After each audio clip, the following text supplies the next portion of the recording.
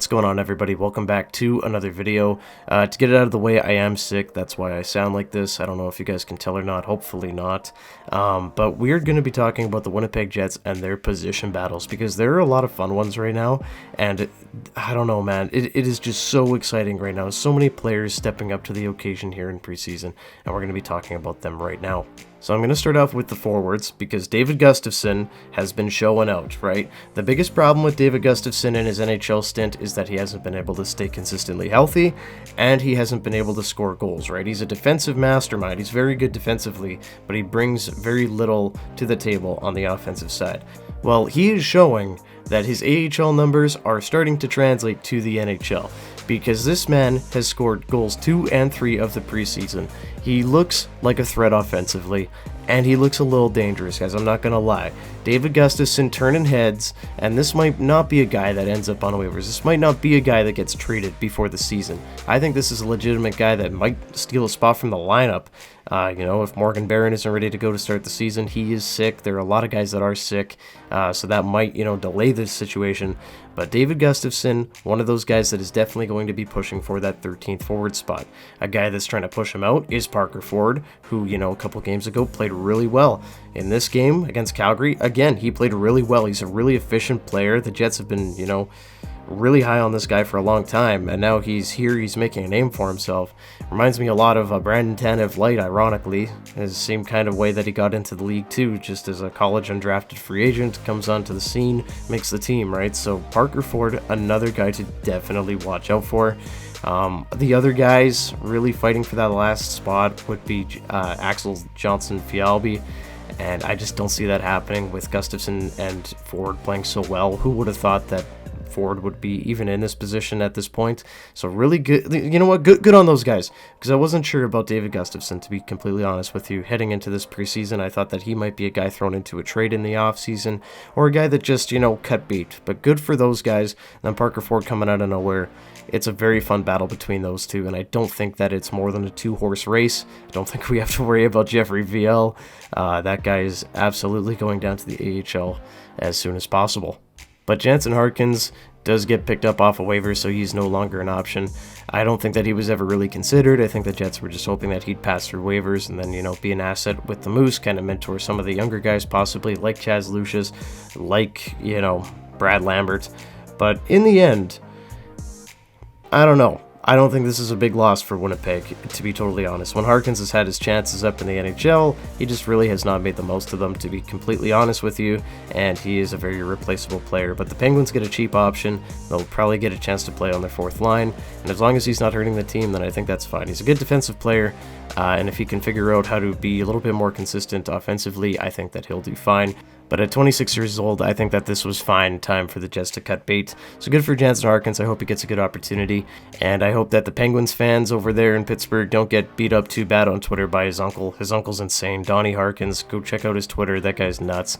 But yeah, I'm going to leave it at that. You guys can do your own research into that. Moving on over to the depth defenseman area of the Jets.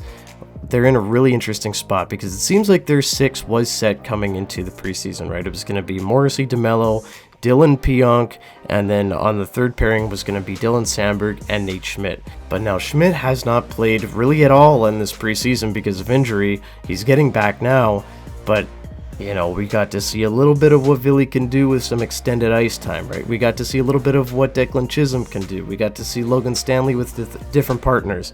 And, with the injury of Kyle Capobianco, there was more ice time to go around for Ville and Declan. And those two guys really showed out for the first little bit. But, as the team started to get a little bit tougher, Declan did struggle in that fourth game. Ville looked very good. Ville looked great all preseason long. He has been a dog, and I don't like to, show favoritism or anything on the channel. But I can't deny that Ville has had an amazing preseason, and I'm really happy for him, and I really hope that he makes this team, because he's a guy that has proved that he can play both sides. He's excelled on the right side.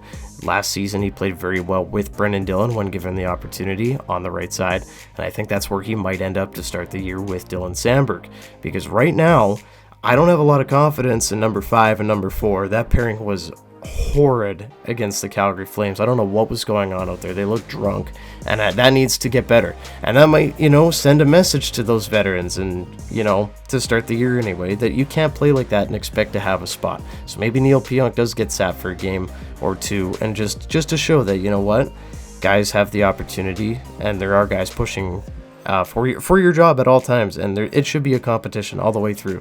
I'm not saying that Ville Heinola is going to come in and absolutely steal a spot or anything like that from, a Nate Schmidt or anything like that, just outright, like, oh, that's mine, you're never getting it back. I think that it will be competition, but I do think that Ville Heinola absolutely 100% deserves a spot in opening night with the gauntlet that he's been through in this preseason. He has shown time and time again that he is NHL ready, and I really don't know what else you could do if you're in Heinola's position right now. He is calm, he is poised, he's not making bonehead decisions, he's not, giving the puck away. He's putting the puck in the back of the net. He's, doing that first pass out of the zone. It's just very calm. What more can you ask for from Ville Heinola right now? He's arguably been the best Jet in preseason. I say you give him a spot. I say you give him a shot and see how far he can take it, right? Because if Heinola ends up being a difference maker for this team, that could go a long way. Because this Jets D is shaky, and it's been shaky, right?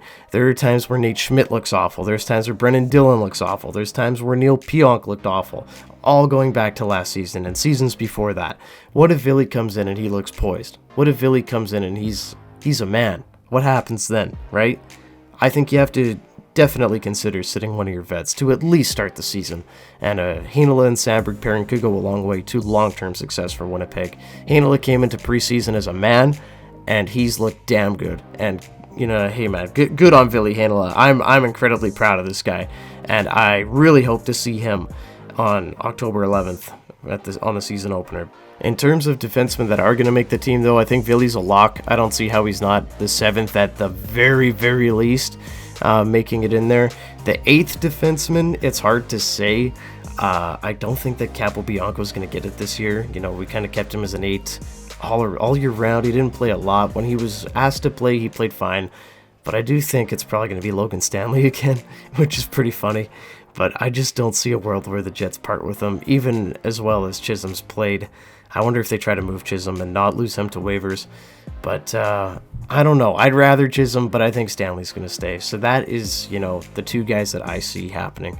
But in the end, I do think that it's going to be Ville, Gustafsson, and Stanley as the, extras. We'll see what the lineups actually do look like. I think that Ville will start the season. I just have that gut feeling. He's played so well. He deserves it. But we will see in the end, right? But I am going to leave it there, guys. Thanks so much for watching. Leave a comment down below. Your thoughts on the Jets position battles right now. It is a lot of fun. Haven't had a preseason like this in a little while. So yeah, definitely leave your thoughts down below. Leave a like and subscribe to the channel if you haven't already.